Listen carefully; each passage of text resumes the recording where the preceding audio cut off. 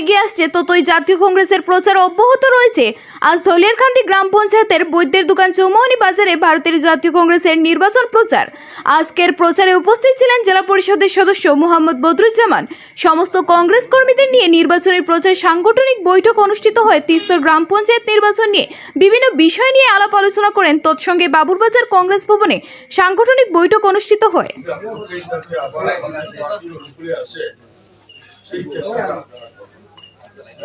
আমরা এবার প্রায় কেন্দ্রেই নতুন প্রার্থী এবং যারা একসময় ভারতীয় জনতা পার্টির কাজ করছেন এরাও আমরা আমাদের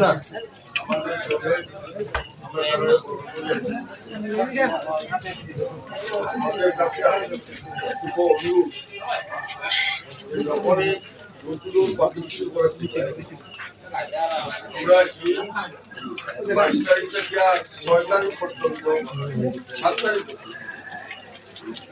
আমরা কিন্তু দেশ দুই দিন অন্তর